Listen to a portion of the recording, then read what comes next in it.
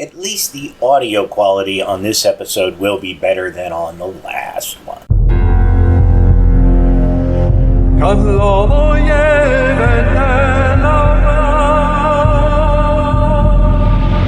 Gnosis is found wherever Sophia walks and is not dependent upon any school of thought. It's where sexual energy is deposited within ourselves. It's where our vitality, our creative energy is there.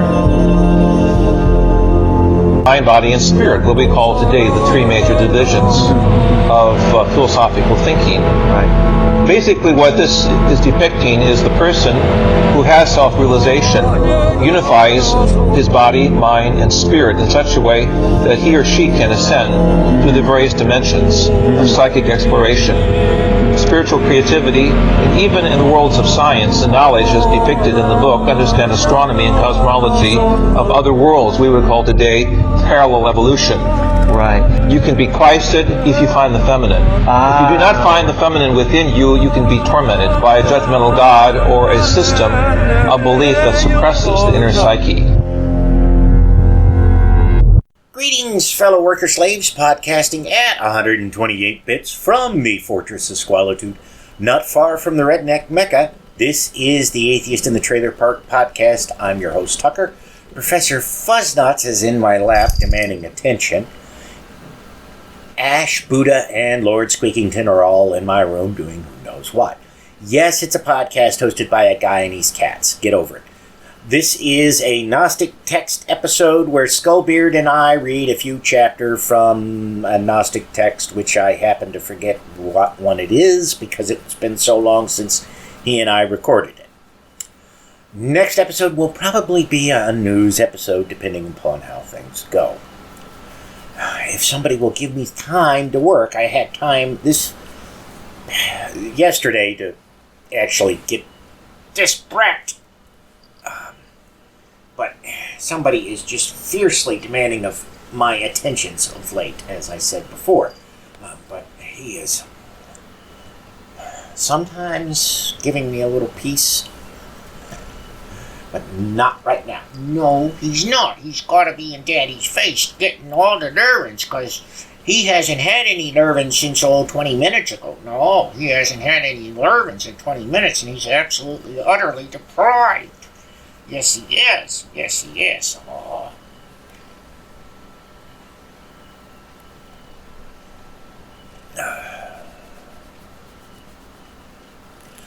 I suspect part of the reason why he's been a little less clingy in the past day or so is because I am really having to clean the house. Not because it's spring, but because I discovered that I have two pretty serious problems besides the fact that the heating system doesn't work. The first is that my water heater is about to go out, so I'm going to have to replace that. The second is that the toilet in one of the bathrooms is not merely leaking, but has damaged the floor. All of which means that I've got a lot of home repairs ahead of me very soon, and I'm going to need to have someone to help me do them. Even if I was able to do them by myself, I'd still have to clean the house up dramatically, because without rearranging the furniture in the living room, there's no real way to replace the water heater. While the arrangement is such that it is easy enough to walk in and out of the house, there's just not enough space to get the old water heater out and the new one in.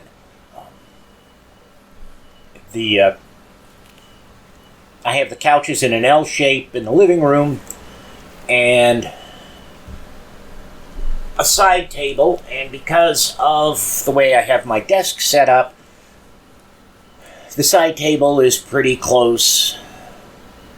There's a 2.5 foot gap between the side table and the one couch, which is where the water heater would need to go through. And when you're dealing with a 100 or so pound water heater and people struggling with it, you've got to have more space than that. So I am going to have to pull out ye old desk, and slide the couch and the side table over and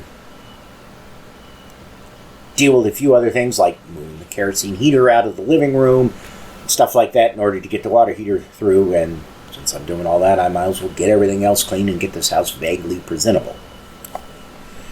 And I am unfortunately going to have to dip into my car fund to cover the costs of all of this, but it shouldn't be too large of a bite. I don't really like having to do all of this while we've got a pandemic going on, but I don't have a choice. The big concern for me is that they're about to lift the lockdown here, and who knows what's going to happen after that. I had to go to the store today, and I didn't see as many people wearing masks as I did just the other day. It won't be next weekend that I'm able to do all this. It'll probably be the weekend after that, and there could be a lot of asymptomatic people out and about. Even when you wear masks and gloves, if you're out in public, you're still at risk. The risk is lower, of course, but it's not zero.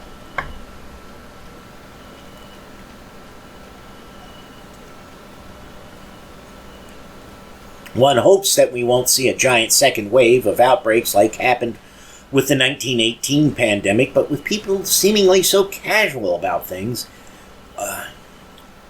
I can't imagine that we won't see a massive second wave outbreak. On a positive note, work seems to be taking the situation a little more seriously. That might have something to do with the fact that there's been so many outbreaks of late in the plants of our suppliers. They handed out masks at work on the last day I was there this week, and they've put up some kind of tent outside the one gate. I'm guessing it is so that they can do temperature checks before people come in. I hope they don't require all of us to use that gate, as it'll triple my commute time to work. Granted, that means it'll take me 20 minutes instead of 8, but it's the principle of the thing. I realize that there's probably people out there who are envious of both my still being able to go to work and or having such a short commute. Just remember, I'm doing it on a Razor scooter and not in a car. Another positive note.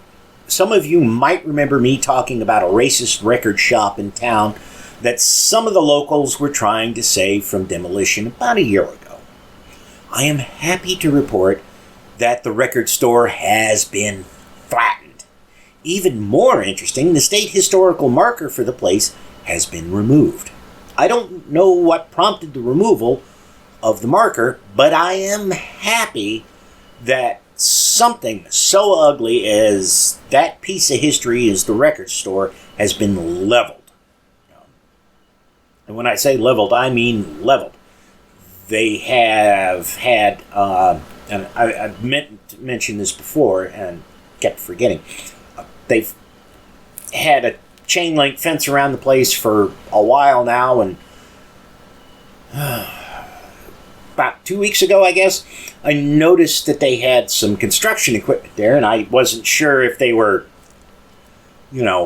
going to do some work to stabilize the building to keep it from collapsing or what.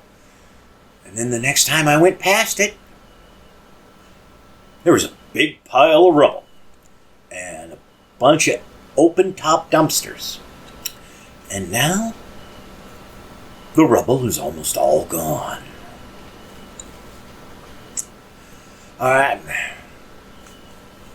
can't really think of anything else to talk about that's been going on around here.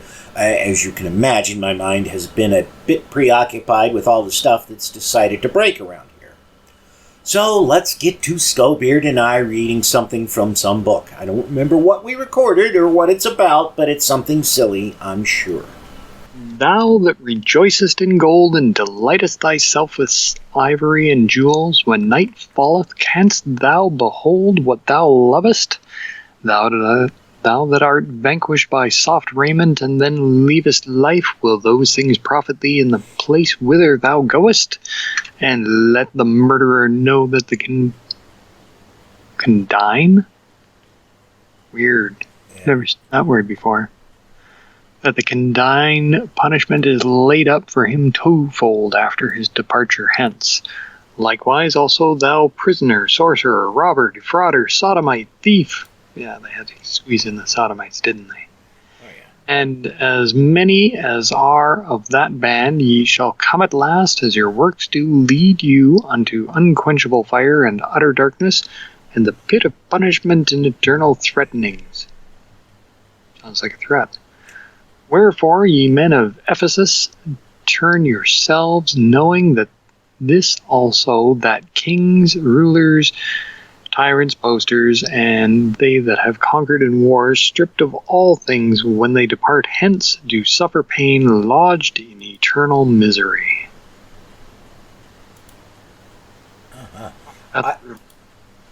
I looked up condign.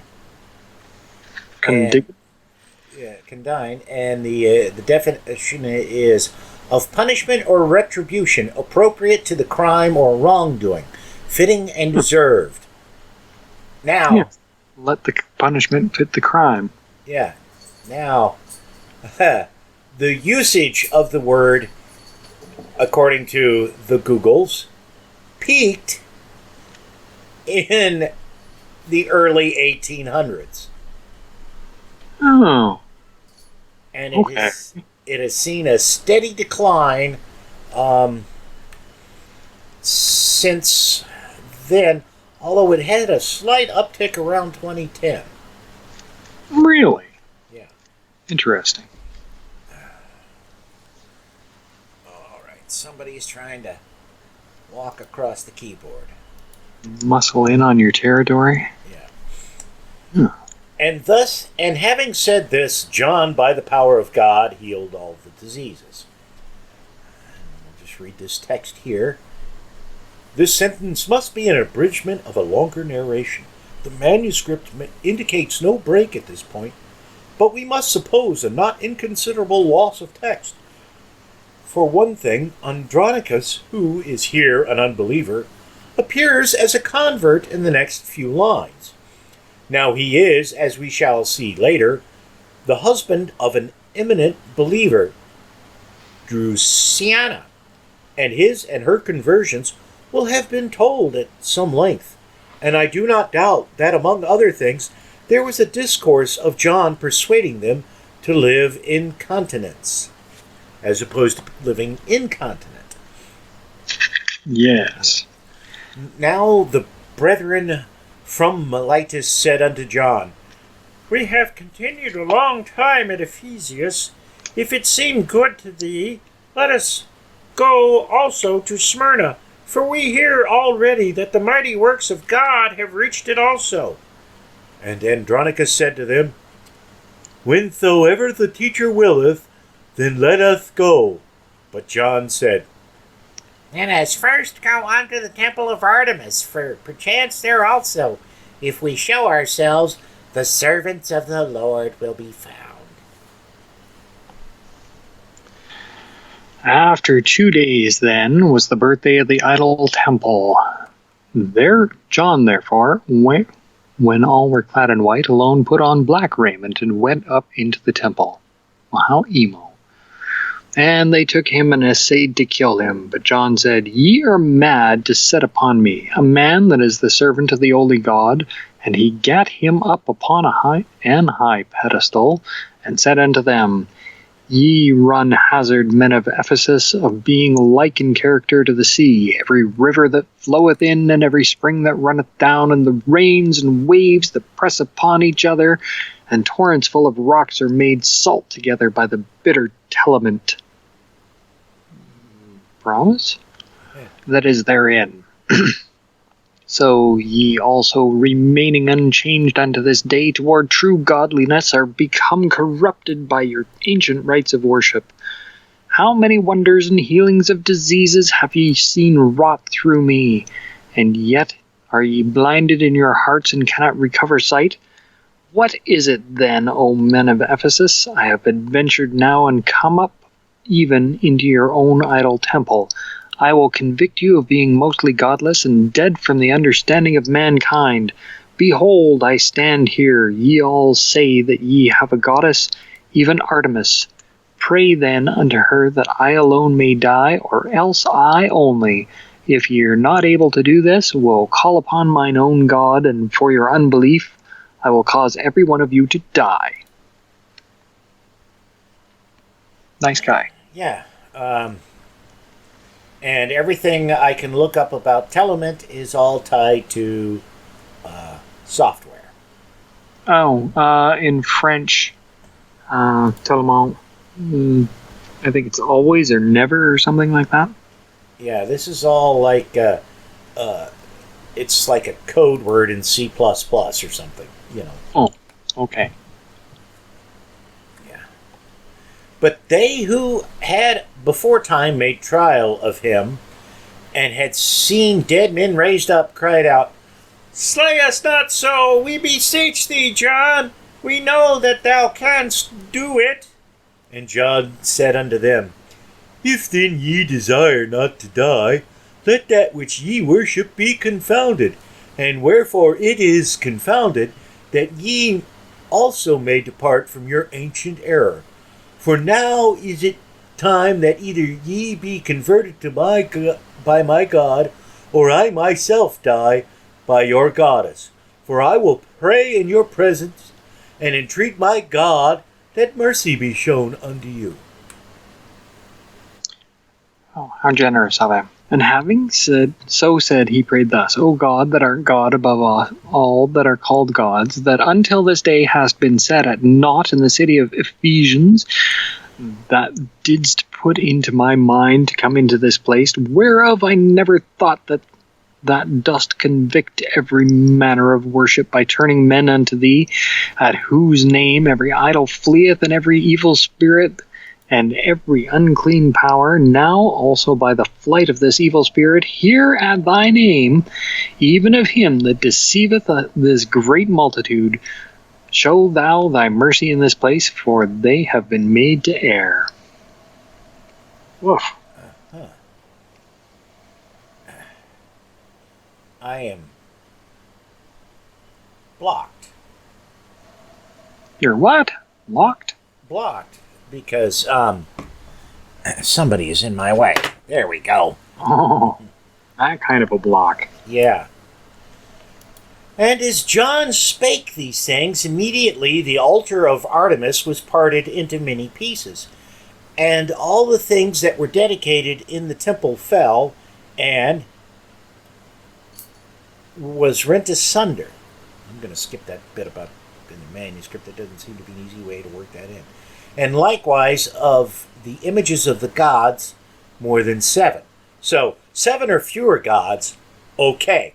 8 or more gods, that's a problem. And half of the temple fell down, so that the priest was slain at one blow by the falling of the roof. The multitude of the Ephesians therefore cried out, One is the God of John, one is the God that hath pity on us, for thou only art God. Now we are turned to thee, beholding thy marvelous works. Have mercy on us, O God, according to thy will, and save us from our great error. And some of them, lying on their faces, made supplication, and some kneeled and besought, and some rent their clothes and wept, and others tried to escape.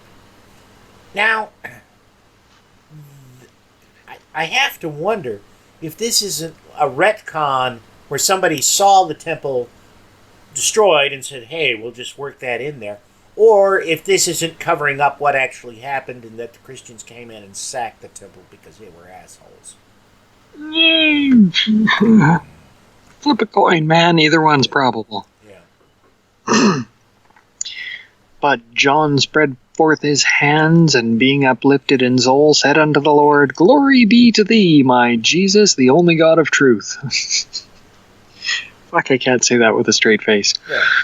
For that thou dost gain, receive thy servants by diverse devices. And having so said, he said to the people, Rise up from the floor, ye men of Ephesus, and pray to my God, and recognize the invisible power that cometh to manifestation, and the wonderful works which are wrought before your eyes.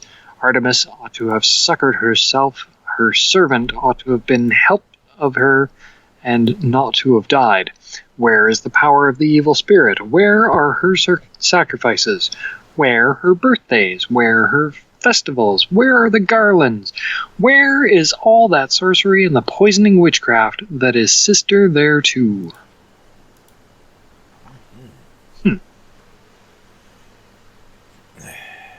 But where are the tests? Yeah. But the people rising up from off the floor went hastily and cast down the rest of the idol temple, saying, "The God of John only do we know, and him hereafter do we worship, since he hath had mercy on us." And as John came down from thence, much people took hold of him, saying, "Help us, O John! O assist us that do perish in vain! Thou seest our purpose. Thou seest the multitude following thee, and hanging upon thee in hope toward thy God. We have seen the way wherein we went astray when we lost him. We have seen our gods that were set up in vain. We have seen the great and shameful derision that is to come to them. But suffer us, we pray thee, to come unto thine house, and be succored without hindrance. Receive us that are in bewilderment." And John said to them, "Men of Ephesus, believe that for your sakes I have continued in Ephesus, and have put off my journey unto Smyrna and to rest of the cities, that there also the servants of Christ may turn to him. But since I am not yet perfectly assured concerning you, I have continued praying to my God and beseeching him that I should then depart from Ephesus when I have confirmed you in the faith. And whereas I see that this has come to pass, drink, and yet more of being fulfilled, I will not leave you until I have weaned you like children from the nurse's milk, and set you upon a firm rock." Is that what they're calling it now? John! Wow. I wonder if they can get free U-porn. Never mind. John therefore continued with them, receiving them in the house of Andromaeus. And one of them that were gathered laid down the dead body of the priest of Artemis before the door of the temple, for he was his kinsman, and came in quickly with the rest, saying nothing of it.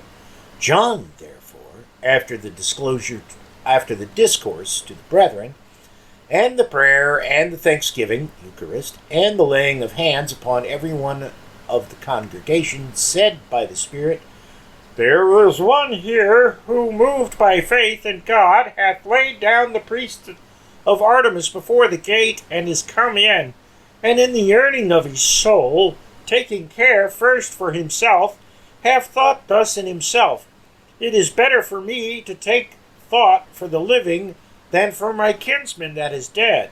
For I know that if I turn to the Lord and save mine own soul, John will not deny to raise up the dead also."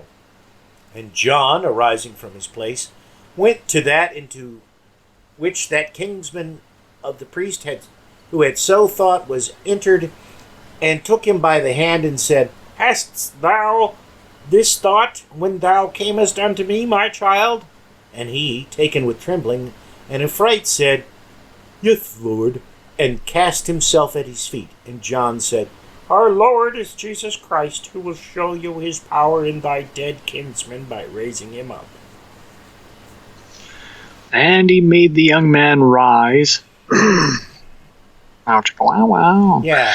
And took his hand and said, "It is no great matter for a man that is a master of great mysteries to continue wearying myself over small things, or what great thing it is to rid men of diseases of the body." And yet, holding the young man by the hand, he said, "I say unto thee, child, go and raise the dead thyself," saying nothing but this only, "John the servant of God saith to thee, Arise." And the young man went to his kinsman and said this only. And much people was with him, and entered in unto John, bringing him alive. And John, when he saw him that was raised, said, "Now that thou art raised, thou dost not truly live, neither art partaker or heir of the true life. Wilt thou belong unto him by whose name and power thou wast raised? And now believe, and thou shalt live into all ages. And he forthwith believed upon the Lord Jesus, and therefore thereafter clave unto John. They just get married? That sounds like it. Now, Kinky. I was looking, because Artemis, of course, is a female, is a goddess. Yes. And I was like, Goddess of the... it seems kind of odd for it to be a priest and not a priestess. Yeah. And so I'm looking up, and the Temple of Artemis, which this is talking about in the Acts of John, this is what Wikipedia says. In the 7th century BCE, it was destroyed by a flood. Okay, that predates this because they're talking about Jebus. Yeah. It was rebuilt in 550 BCE. That version was destroyed in 356 BCE. Okay. All right. And then it was rebuilt at some point after that. And it was one of the 7 wonders of the world, that third version. And it was destroyed in 401 CE. Oh. So that puts a date on this. Yep. This cannot be anywhere near the time of Christ. Well, no. Yeah. And, I mean, it couldn't even been written then, and this is supposedly John who knew Christ. A John who knew Christ. Oh. Okay. Yeah. Another man... I'll read this note on the thing. It says, another manuscript, Q. Paris grouping 1468 of the 11th century, has another form of this story. John destroys the Temple of Artemis, and then we go to Smyrna, and all the idols are broken. Bucalus, Polycarp, and Andronicus are left to preside over the district. There were 2 priests of Artemis, brothers, and 1 died. The raising is told much as in the older text, but more shortly. We remained 4 years in the region which was wholly converted, and then returned to Ephesus. Whatever all that's supposed to mean. Now, on the next day, John, having seen in a dream that he must walk 3 miles outside the gates, neglected it not, but rose up early and set out upon the way together with the brethren. And a certain countryman, who was admonished by his father not to take himself the wife of a fellow laborer of his who threatened to kill him, this young man would not endure the admonition of his father, but kicked him and left him without speech, apparently dead. And John, seeing what had befallen, said unto the Lord, Lord, was it on this account that thou didst me bid come out hither today? But the young man, beholding the violence, sharpness of death, and looking to be taken, drew out the sickle that was in his girdle, and started to run to his own abode. And John met him, and said, Stand still, thou most shameless devil, and tell me whither thou runnest, bearing a sickle that thirsteth for blood. The young man was troubled, and cast the iron on the ground, and said to him, I have done a wretched and barbarous deed, and I know it. Cue up the sexy and I know it song or whatever. And so I determined to do an evil yet worse and more cruel, even to die myself at once. For because my father was always curbing me to sobriety, that I shouldn't live without adultery and chastely, I could not endure him to reprove me, and I kicked him and slew him. And when I saw what was done, I was hasting for the woman for whose sake I became my father's murderer, with intent to kill her and her husband, and myself last of all. For I could not bear to be seen of the husband of the woman, and undergo the judgment of death. Lover's triangle? Yeah. And John said to him, that I may not, by going away and leaving you in danger, give place to him that desireth to laugh and sport with thee, come thou with me and show me thy father where he lieth. And if I raise him up for thee, wilt thou hereafter abstain from the woman that is become a snare to thee? And the young man said, If thou raisest up my father for himself for me alive, and if I see him whole and continuing in life, I will hereafter abstain from her. And while he was speaking, they came to the place where the old man lay dead, and many passers-by were standing near there too. And John said to the youth, Thou wretched man, didst thou not spare even the old age of thy father? And he, weeping and tearing his hair, said that he repented thereof. And John, the servant of the Lord, said, Thou didst show me I was set forth for this place.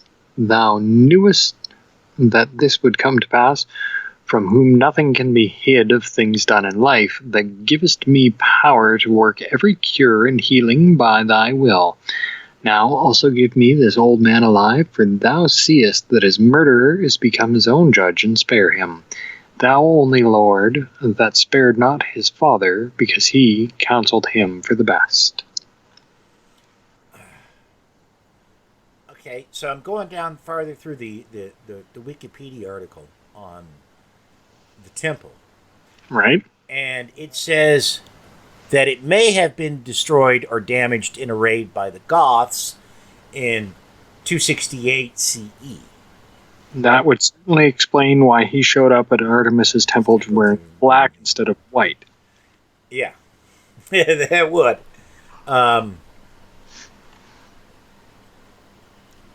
But there's no real details about it, and it apparently was rebuilt and repaired. Wow, and there's nothing. I was looking. I was trying to see. Okay, there we go. I'll get to that in a bit, I guess. Okay. And with these words, he came near to the old man and said, My Lord will not be weak to spread out his kind of pity. My Lord will not be weak to spread out his kind pity and his condescending mercy even unto thee. Rise up, therefore, and give glory to God for the work that is come to pass at this moment. And the old man said, I arise, Lord. And he rose and sat up and said, I who was released from a terrible life and had to bear the insults of my son, dreadful and many, and his want of natural affection. And to what end hast thou called me back, O man of the living God? Boy, that's kind of an ungrateful prick. Yep. You saved me. This is shitty life. You saved me, a bastard. And John answered him, If thou art raised only for the same end, it were better for thee to die, but raise thyself unto better things. Pull yourself up by your bootstraps, motherfucker. And took him and led him into the city, preaching unto him the grace of God, so that before he entered the gate, the old man believed. Well, yeah, I mean, if you're raised up from the dead by some guy, waving his dick over you or whatever it was that John did, you gotta believe in some, But the young man, when he beheld the unlooked-for raising of his father and the saving of himself, took a sickle and mutilated himself, and ran to the house wherein he had his adulteress, and reproached her, saying, For thy sake I became the murderer of my father, and of you too, and of myself. There thou hast that which is alike guilty of all. For on me God hath had mercy, that I should know his power. That sounds suspiciously like he chopped his dick off and gave it to her. But of course. Ridiculous. Yeah. And he came back and told John in the presence of the brethren what he had done. I have a hard time believing that he would be walking after he lopped his dick off. But John said to him, He that put it into thine heart, young man, to kill thy father, and become the adulterer of another man's wife, the same made thee think it a right deed to take away also the unruly members. Yes, he did chop off his dick. But thou should have done away, not with the place of sin, but the thought which through those members showed itself harmful. For it is not the instruments that are injurious, but the unseen spring by which every shameful emotion is stirred and cometh to light.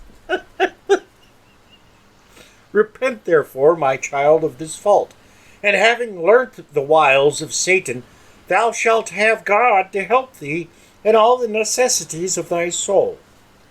And the young man kept silence and attended, having repented of his former sins, that he should obtain pardon from the goodness of God, and he did not separate from John. Grow my dick back, man! Grow my dick back! Well, that's where I set the bar for my burden of proof that God exists. Yeah. I want the shiny new OEM foreskin, please. Thank you. I will accept that as proof that God exists. When then these things had been done by him in the city of Ephesians, they of Smyrna sent unto him, saying, We heard that the God whom thou preachest is not envious. Yeah, where'd you hear that story? Yeah, you've been reading the wrong book, boy. Yeah, definitely not the book I've been reading. And hath charged thee not to show partiality by abiding in one place. Since then thou art a preacher of such a God, come unto Smyrna, and unto the other cities, that we may come to know thy God, and having known him, they may have our hope in him. So it says here that Q has the above story also, and continues with an incident which is also quoted in a different form, and not as from these acts, by John Cassian. Q has it thus. Now one day, as John was seated, a partridge flew by and came and played in the dust before him, and John looked on it and wondered. And a certain priest came, who was one of his hearers, and came to John and saw the partridge playing in the dust before him, and was offended in himself, and said, Can such and so great a man take pleasure in a partridge playing in the dust? But John, perceiving in the spirit the thought of him, said to him, It were better for thee also, my child, to look at a partridge playing in the dust, and not to defile thyself with shameful and profane practices. For he who awaiteth the conversion and repentance of all men hath brought thee here on this account. For I have no need of a partridge playing in the dust, for the partridge is thine own soul. Wow. And a partridge on your weenie. I'll see. We've had 2 resurrections and a partridge on your weenie. Then the elder, hearing this, and seeing that he was not bidden, but that the apostle of Christ had told him all that was in his heart, fell on his face on the earth, and cried aloud, saying, Now I know that God dwelleth in thee, O blessed John, for he that tempteth thee tempteth him that cannot be tempted. What? Your guess is as good as mine. And he entreated him to pray for him. And he instructed him and delivered him the rules, canons, and let him go to his house glorifying God that is over all. So in Cassius' collections, it is told that the most blessed evangelist John, when he was gently stroking a partridge with his hands, is that what they're calling it? Okay. Suddenly saw one in the habit of a hunter coming to him. He wondered that a man of such repute and fame should demean himself to such small and humble amusements, and said, Art thou that John whose eminent and widespread fame hath enticed me also with this great desire to know thee. Why then art thou taken up with such mean amusements? The blessed John said to him, What is that which thou carriest in thy hands? A bow, said he. And why, said he, dost thou not bear it about always stretched? He answered him, I must not, lest by constant bending the strength of its vigour be wrung and grow soft and perish. And when there is no need that the arrows be shot with much strength, at some beast, the strength being lost by excess of continual tension, a forcible bow cannot be dealt. A forcible blow cannot be dealt. Okay. Just so, said the blessed John, let not this little and brief relaxation of my mind offend thee, young man, for unless it doth sometimes ease and relax by some remission the force of its tension, it will grow slack through unbroken rigour, and will not be able to obey the power of the Spirit. The only common point of these two stories is that St. John amuses himself in a spectator. Okay. And a spectator thinks it unworthy of him. The two morals differ wholly. The amount of text lost here is of quite uncertain length. It must have been told of the doings at Smyrna, and also it appears at Laodicea. I don't know. See the type in the next section. One of the episodes must have been the conversion of a woman of evil life. See below, the harlot that was chaste. Our best manuscripts prefix a title to the next session. From Laodicea or whatever to Ephesus the second time. Take it away. Not sure how you can be a harlot, but chaste. Married bachelor, squared circle, I don't know. Now, when some long time had passed, and none of the brethren had been at any time grieved by John, they were then grieved because he had said, Brethren, it is now time for me to go to Ephesus, for so have I agreed with them that dwell there, lest they become slack, now for a long time having no man to confirm them. But all of you must have your minds steadfast towards God, who never forsaketh us. But when they heard this from them, the brethren lamented, because they were to be parted from him. And John said, Even if I be parted from you, yet Christ is always with you, whom if ye love purely, ye will have his fellowship without reproach. For if he be loved, he preventeth, anticipateth them that love him. And having so said and bidden farewell to them, and left much money with the brethren for distribution, he went forth into Ephesus, while all the brethren lamented and groaned. And there accompanied him of Ephesus both Andronicus and Drusiana, and Lycomedes and Cleobius, and their families. And there followed him Aristobula also, who had heard that her husband Tertullus had died on the way, and Aristippus with Xenophon, and the harlot that was chaste, and many others, whom he exhorted at all times to cleave to the Lord, and they would no more be parted from him. Now on that first day we arrived at a deserted inn, and when we were lost for a bed for John, okay, there's nobody in the inn, so why is there no bed? Maybe it's just a small one with a couple of... We saw a droll matter. There was one bedstead lying somewhere there without coverings. Whereupon we spread the cloaks which we were wearing, and we prayed him to lie down upon it and rest, while the rest of us all slept on the floor. But when he lay down, he was troubled by the bugs. And as they continued to become more troublesome to him, when it was now about the middle of the night, in hearing all of us, he said to them, I say unto you, O bugs, behave yourselves, one and all, and leave your abode for this night, and remain quiet in one place, and keep your distance from the servants of God. And as we laughed and went on talking for some time, John addressed himself to sleep, and we, talking low, gave him no disturbance. Or, thanks to him, we were not disturbed. So, I'm guessing that inn was a Trump hotel. Yeah, well, probably. I hear they have bed bugs and shit. But when the day was now dawning, I arose first, and with me Verus and Andronicus, and we saw at the door of the house, which we had taken a great number of standing, and while we wondered at the great sight of them, and all the brethren roused up because of them, John continued sleeping. And when he was awaked,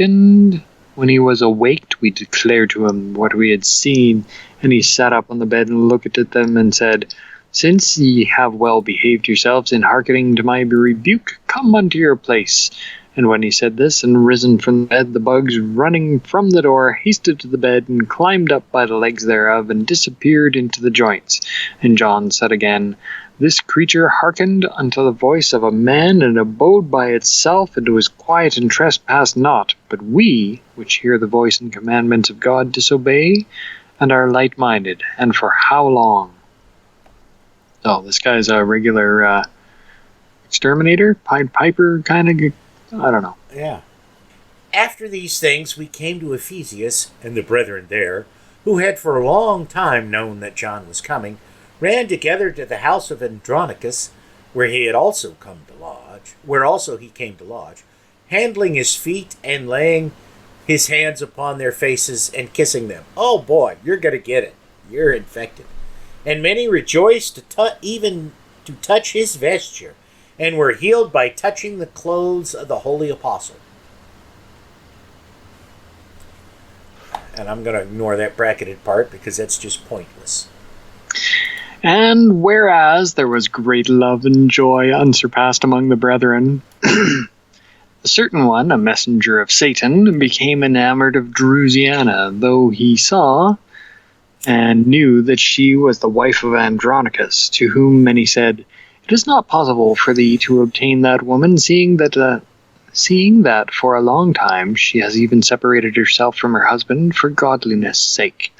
Art thou only ignorant that Andronicus, not being aforetime that which now he is, a God-fearing man, shut her up in a tomb, saying, Either I must have thee as the wife whom I had before, or thou shalt die.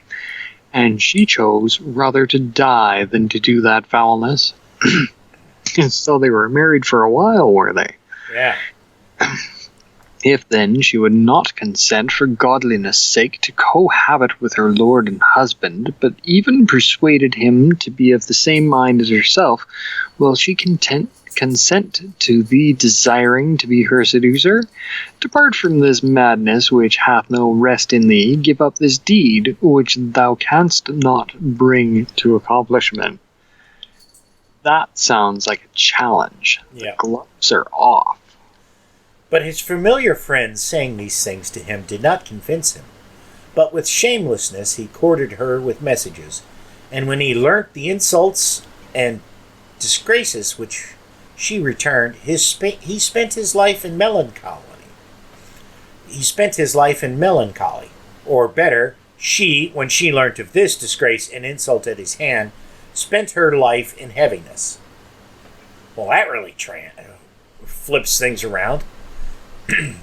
And after 2 days, Drusiana took to her bed from heaviness, and was in a fever, and said, Would that I had not now come home to my native place. I that have become an offense to a man ignorant of godliness. For if it were one who was filled with the word of God, he would not have gone to such a pitch of madness. But now therefore, Lord, since I am become the occasion of a blow unto a soul devoid of knowledge, set me free from this chain, and remove me unto thee quickly. And in the presence of John, who knew nothing at all of such a matter, Drusiana departed out of life, not wholly happy, yea, even troubled because of the spiritual hurt of the man. Whoa. So she's Princess Amadalia? Something like that, yeah. But Andronicus, grieved with a secret grief, mourned in his soul and wept openly, so that John checked him often and said to him, Upon a better hope hath Drusiana removed out of this unrighteous life. And Andronicus answered him, Yeah, I am persuaded of it, O John, and I doubt not at all in regard of trust of my God, but this very thing do I hold fast, that she departed out of life pure. And when she was carried forth, John took hold of Andronicus, and now that he knew the cause, he mourned more than Andronicus, and he kept silence, considering the provocation of the adversary, and for a space sat still. Then the brethren being gathered there to hear what word he would speak of her that was departed, he began to say, When the pilot that voyageth, together with them that sail with him, and the ship herself, arriveth in a calm and stormless harbour, then let him say that he is safe. And the husbandman that hath committed the seed to the earth, yeah, Onan, and toiled much in the care and protection of it, let him then take rest from his labours. When he layeth up the seed with manifold increase in his barns, let him that enterpriseth to run in the course then exult when he beareth home the prize. Let him that inscribeth his name for the boxing then boast himself when he receiveth thy crowns. And so in succession is it with all contests and crafts, when they do not fail in the end, but show themselves to be, like that which they promised, corrupt. You're going to have to remember that. I will not fail in the end. Yeah. And thus also I think it is with the faith which each one of us practiseth, that it is then discerned whether it be indeed true, when it continueth like itself even until the end of life. For many obstacles fall into the way and prepare disturbance of the minds of men, care, children, parents, glory, poverty, flattery, prime of life, beauty, conceit, lust, wealth, anger, uplifting, slackness, envy, jealousy, neglect, fear, insolence, love, deceit, money, pretense, and other such obstacles, as many as there are in this life. As also the pilot sailing a prosperous course is opposed by the onset of contrary winds, and a great storm and mighty waves out of calm, and the husbandman by untimely winter and blight and creeping things rising out of the earth, that they that strive in the games just do not win, and they that exercise crafts are hindered by the diverse difficulties of them. Oh, so you can't win, you can't break even, you can't quit the game. That's it for this episode of The Atheist in the Trailer Park Podcast. You can subscribe to the show on iTunes, Stitcher, as well as just about anywhere else podcasts can be found. Many of the episodes are also on YouTube. Follow the show on Twitter. @TParkAtheist is the show's Twitter handle. It's on Facebook at facebook.com/trailerparkatheist.com. If you happen to like the podcast, please rate it on iTunes. If you'd like to support the podcast, there's a donate button on the show notes page. You can support it via Patreon at patreon.com/TNTucker. Thanks for listening. Say goodnight, Fuzz-Nuts. All I know is this violates every canon of respectable broadcasting. Damned cat.